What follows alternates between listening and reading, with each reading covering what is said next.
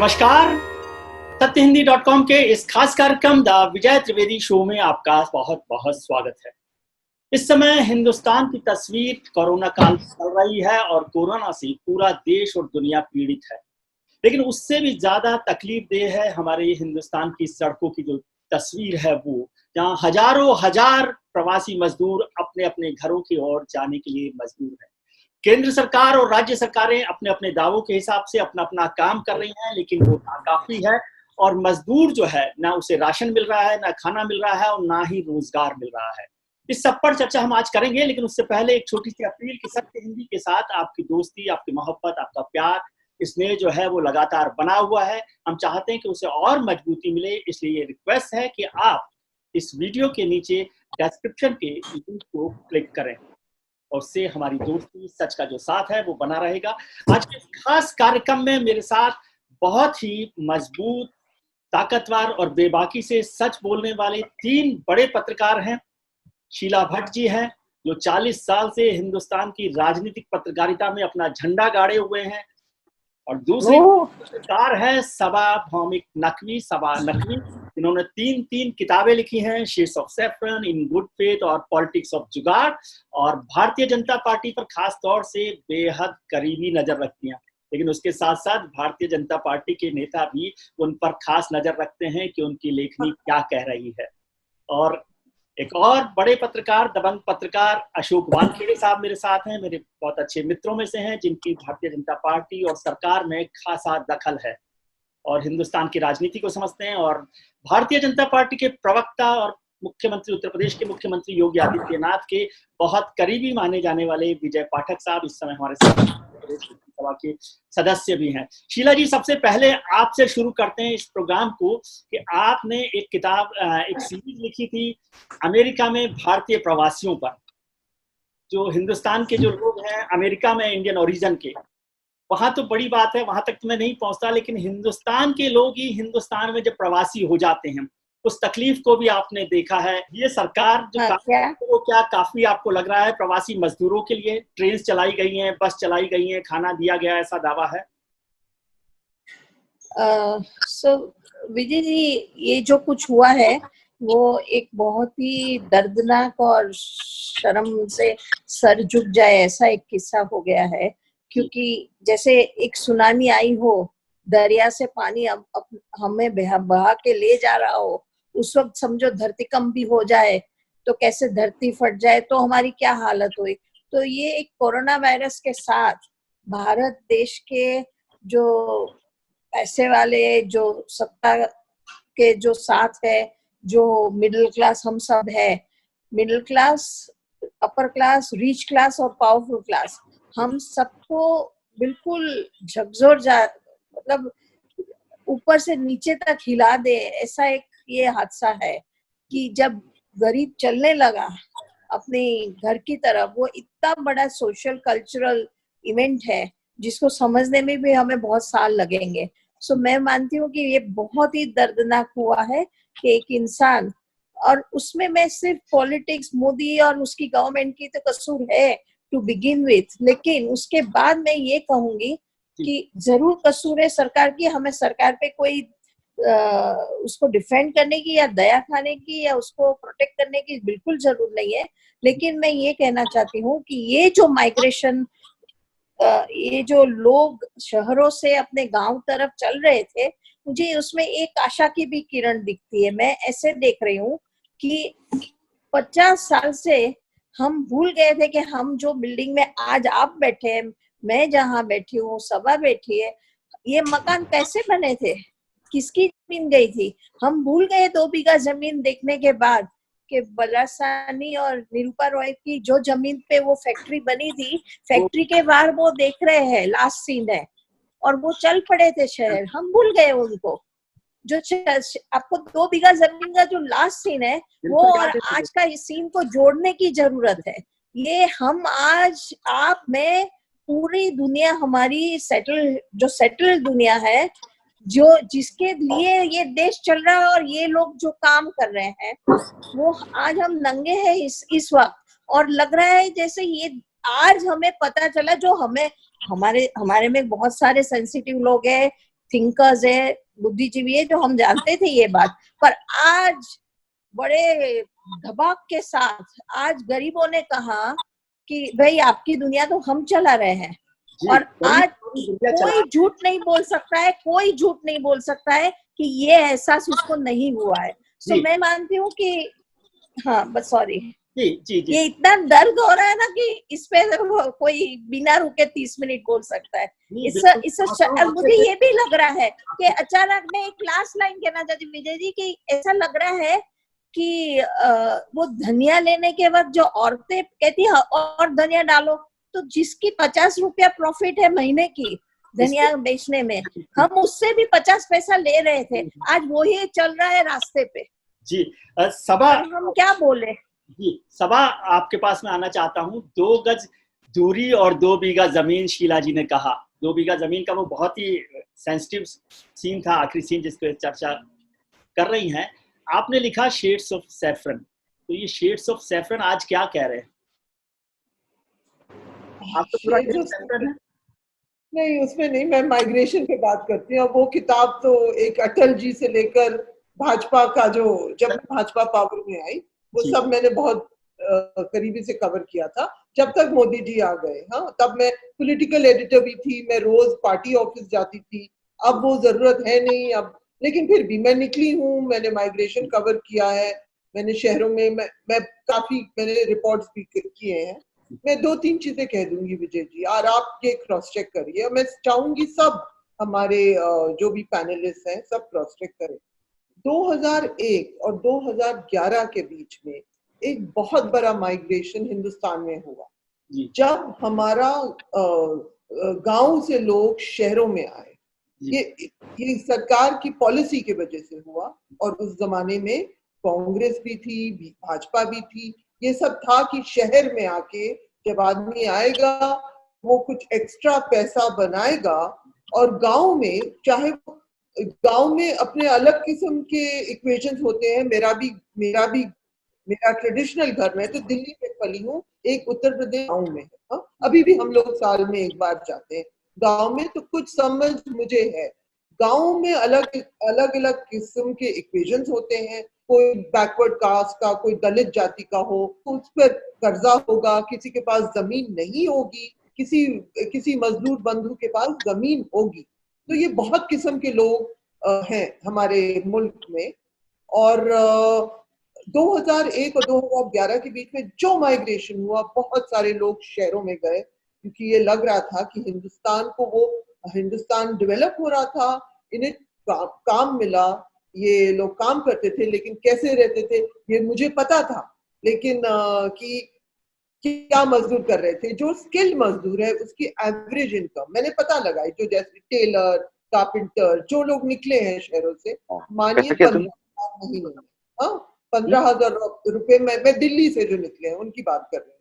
15,000 वो लोग छोटे छोटे फैक्ट्रीज में काम करते थे। एक आदमी 4 वर्कर के साथ एक कमरे में रहता था।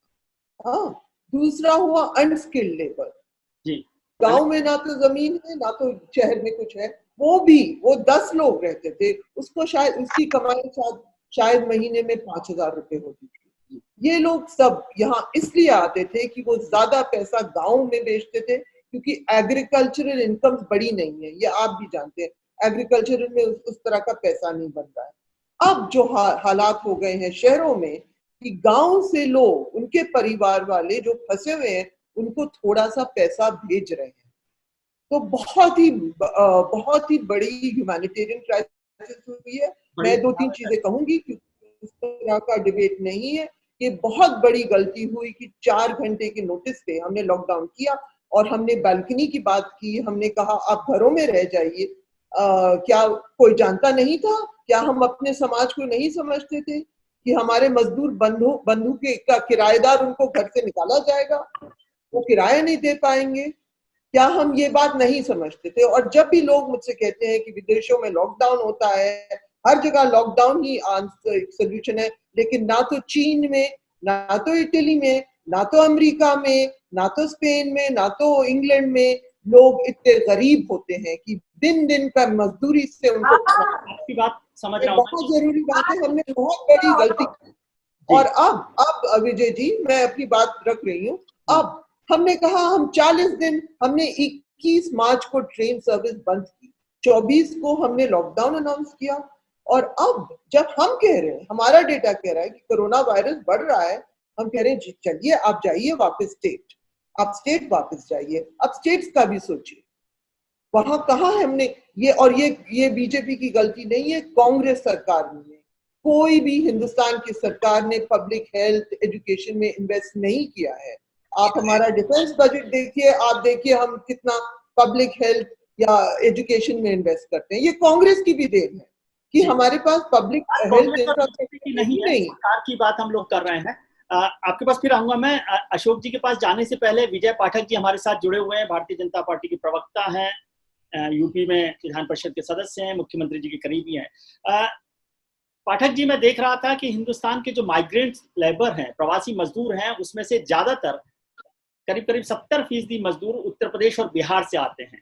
अभी वो वापस घर जा रहे हैं, कुछ उत्तर प्रदेश की सरकार ने ट्रेन से बुलाया है, कुछ काम कर रहे हैं, कुछ झगड़ा आपने राजस्थान की सरकार से किया बसों को लेकर, खैर वो अलग बात है।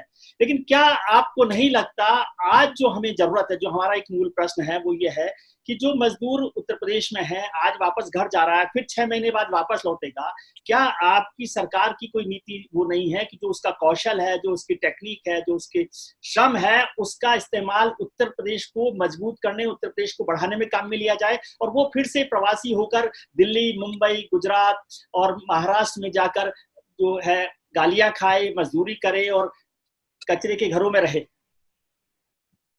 विजय जी, बहुत बढ़िया विषय है, और बहुत दोनों जो वरिष्ठ पत्रकार हैं आपके पुराने साथी हैं, मैं उनकी भी बात सुनी है। जाहिर है ये जब जो परिस्थिति उत्पन्न हुई, उस परिस्थिति में भारतीय सरकार ने एक निर्णय लिया, और वो निर्णय तब लिया जब हम सब भी देख रहे थे कि देश भर में कहीं मास्क को लेकर, कहीं पीपी किट को लेकर के जगह जगह जब खबरें चल रही थी कि साहब वो ब्लैक मार्केटिंग हो रही है, हो रही है। आज की स्थिति में है कि हम चाहे पीपी किट हो, मास्क हो, वो सारी बनाने की स्थिति में सब जगह हम प्रिपेयर हैं कि अगर कोई ऐसी विपदा आपदा जो स्थिति बनती है उसमें हम उनको चिकित्सकीय सहायता दे सकते हैं।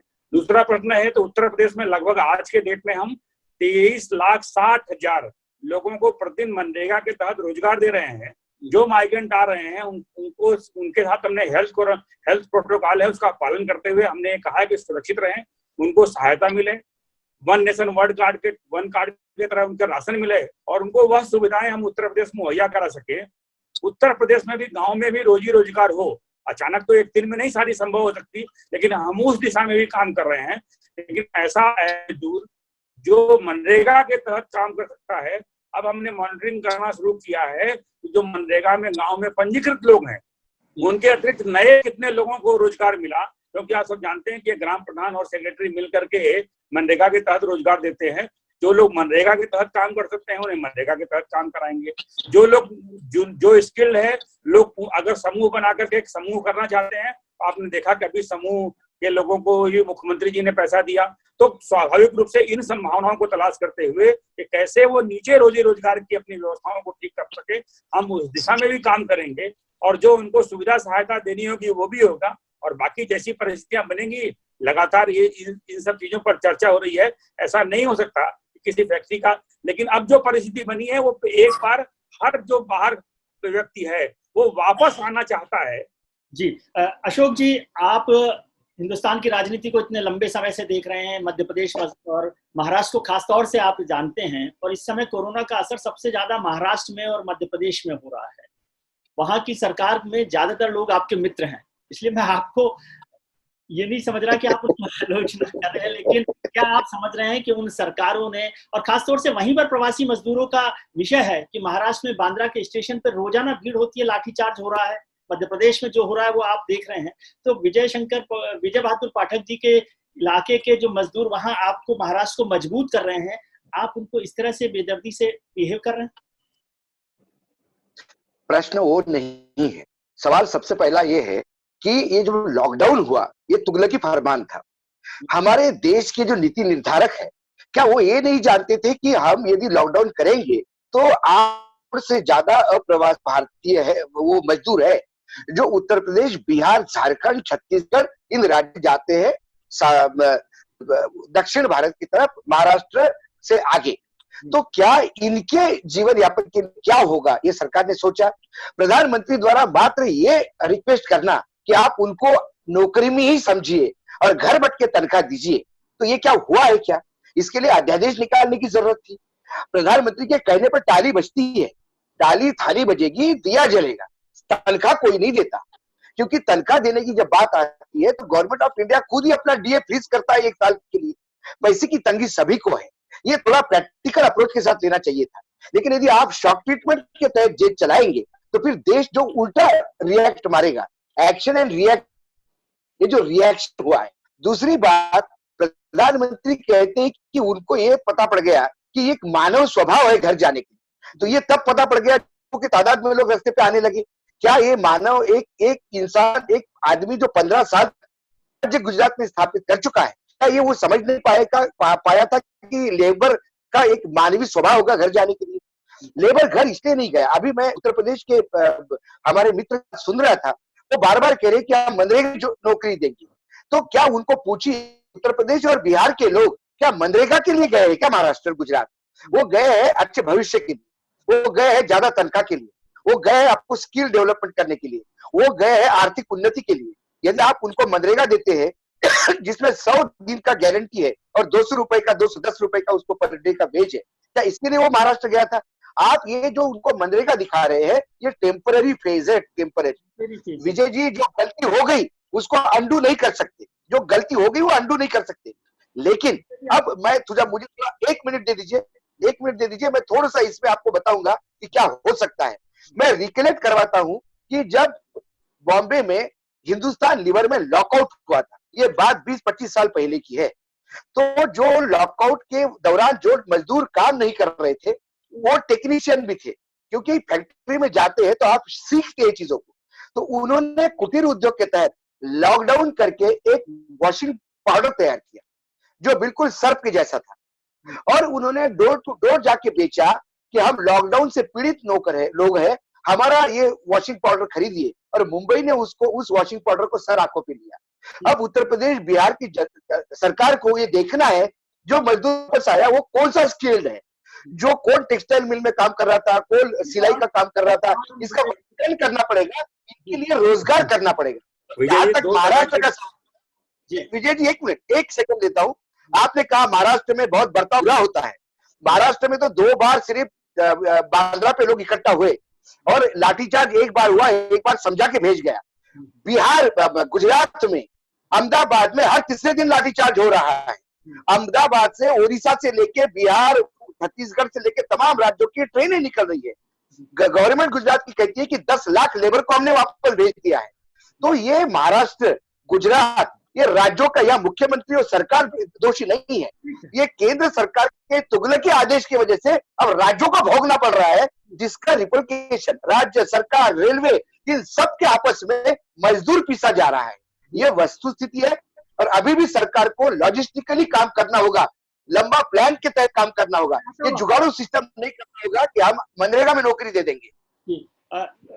दोनों, विजय जी एक बात करनी थी, विजय जी आपके पास एक छोटा सा जवाब है, बहुत जानकार हैं, दोनों तरह के विषय लेने पड़ेंगे, तात्कालिक व्यवस्था भी करनी पड़ेगी और दीर्घकालिक व्यवस्था भी करनी पड़ेगी, दोनों करना पड़ेगा।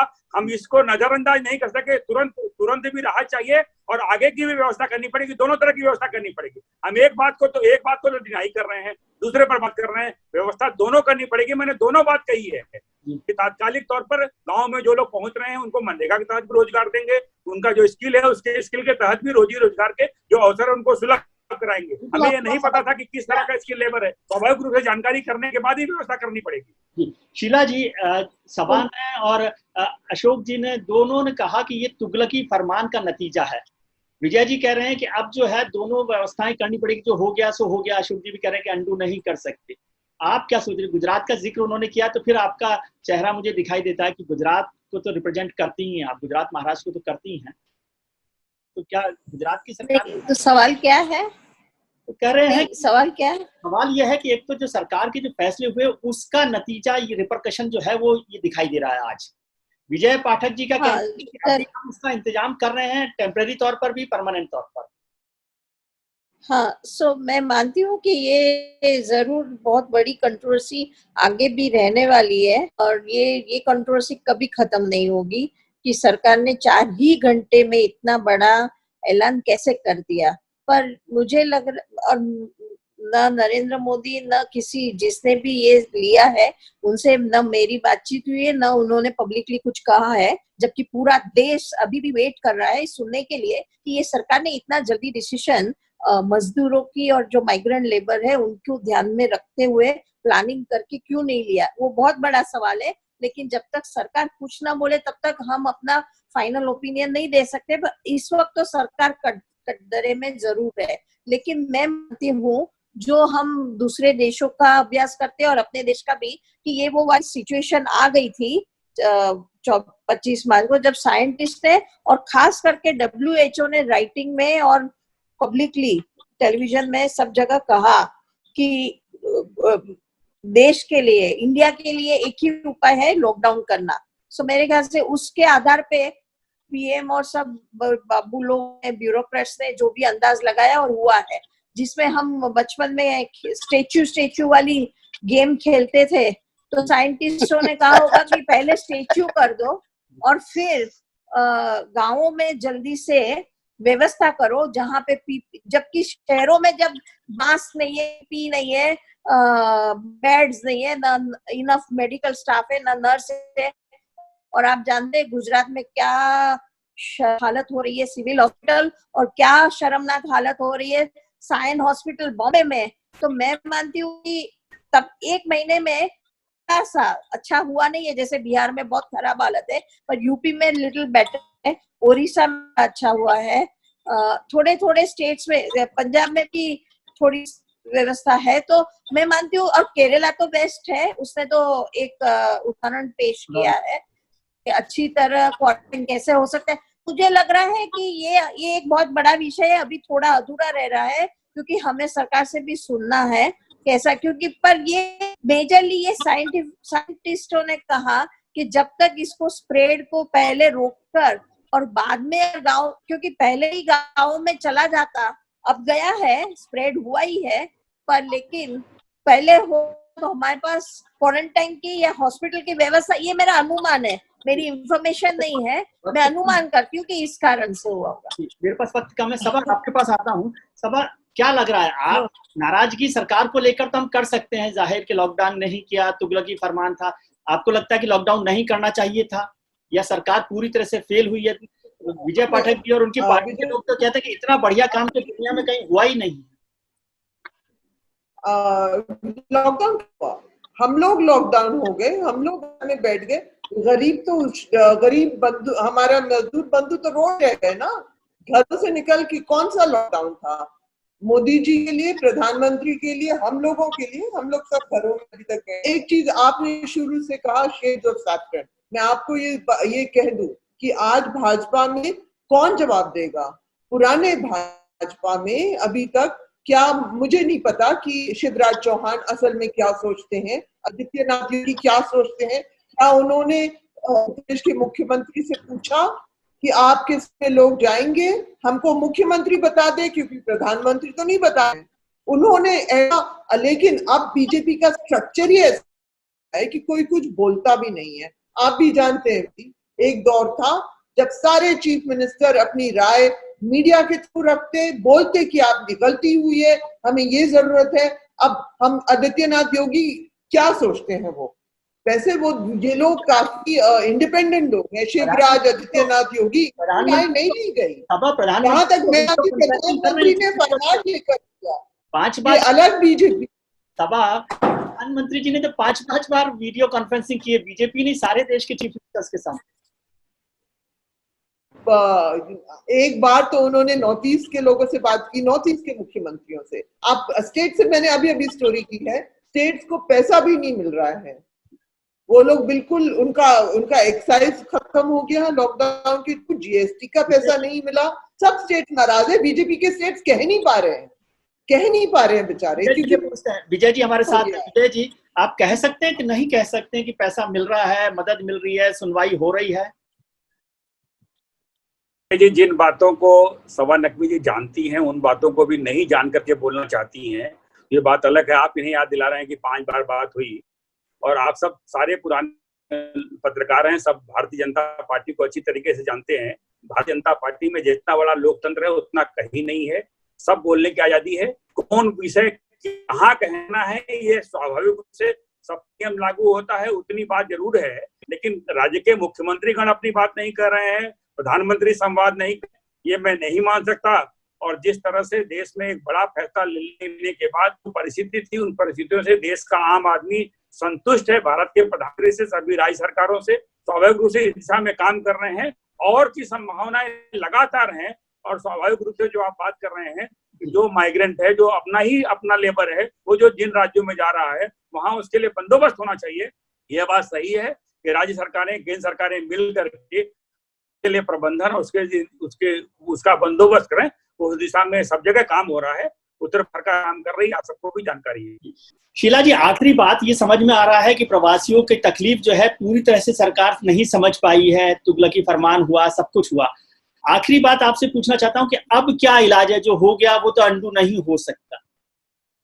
देखो, मैं पत्रकार हूँ, इसलिए मैं बार बार कहती हूँ, मैं मानती हूँ ये घटना बहुत बड़ी है, बहुत दुखद है। और ये घटना मेजरली, आप मोदी की गलती हुई वो मान लेते हैं और वो एक बात बाजू में रखे। ये घटना हमारे देश में जो इंस्टीट्यूशन ऑफ फैमिली का जो एक अट्रैक्शन है, जब इंसान डरा हुआ है, जब इंसान को इनसिक्योरिटी है, तो वो कुछ भी करके अपने फैमिली के पास जाएगा। तो इसलिए ये इतनी जोर से और इतनी मतलब ना मोदी की रीत चली, ना कानून चला, ना कोई टर्म्स और कंडीशन जो लॉकडाउन की थी वो चली। वो इंसान की अपनी फैमिली के पास जाने की जो जीत थी, क्योंकि उसी में उसको सुकून मिलना था, इसलिए ये हुआ है। ये बहुत इमोशनल घटना हुई है। मुझे लगता है कि हम सब जो ज्यादा सुखी और सेटल्ड है, हमें पूरी इनको अपने घरों में पहले जाने की जितनी मदद हो सके करनी चाहिए। और हम सब ने, आपने, मैंने, सबने जो भी लोगों को नौकरी पे रखा है, या तो सैलरी बढ़ा दे या जब वापस आए तब उनको अच्छी तरह वापस नौकरी पे रखे। हमें इंडिविजुअल तौर पे देश से और ये मोदी और पॉलिटिक्स और सबसे ऊपर उठ के इनको, अब हम 50 साल हमने नहीं किया कुछ, पर अब कुछ हमें इंडिविजुअली रिस्पॉन्सिबिलिटी लेनी पड़ेगी। जब तक देश में आज मिडिल क्लास और अपर क्लास और पॉलिटिकल और पावरफुल क्लास इनको हाथ में लेके हर एक इंसान अपनी सोच से आगे दूसरों के लिए कुछ नहीं करेगा, पूरा माहौल बहुत ज्यादा गंभीर और बहुत ही खतरनाक परिणाम लाएगा। मतलब क्राइम बढ़ेगा, बहुत मायूसी बढ़ेगी, देश में बहुत ही तकलीफ होगी, क्योंकि ये एक क्लास वॉर हो जाएगी अगर आज भी हम उनके लिए नहीं सोचेंगे। पॉलिटिकल क्लास और सरकार को तो सोचना है इस निष्फलता के बाद, पर हम सबको सोचना पड़ेगा। बहुत बहुत शुक्रिया। कादम्बरी सिंह ने लिखा कि बड़ा नाज था शहरों को दूधिया नहाती रोशनी पर, बड़ा नाज था शहरों को दूधिया नहाती रोशनी पर, अब जब न होंगे उन्हें रोशन करने वाले, देखिए शाम होते क्षमा जलाएगा कौन। प्रवासी मजदूरों की ताकत को जब तक हम नहीं समझेंगे, उनकी तकलीफ को नहीं समझेंगे, तब तक हिंदुस्तान आगे नहीं बढ़ सकता। आप सब लोगों का बहुत बहुत शुक्रिया। शीला भट्ट जी, सबा नकवी, अशोक वानखेड़े जी और विजय पाठक जी, आप सब लोगों का बहुत शुक्रिया इस चर्चा में हिस्सा लेने के लिए, मेरा ज्ञानवर्धन करने के लिए। आप सब लोग अपना ध्यान रखिए, उनका ध्यान रखिए जो आपका ध्यान रखते हैं। खुश रहिए और खुश रखिए। देखते रहिए सत्य हिंदी। बहुत शुक्रिया। सत्य हिंदी के और वीडियोस को देखने के लिए हमारे YouTube चैनल को सब्सक्राइब करें और सीधे नोटिफिकेशन पाने के लिए बेल आइकन दबाएं।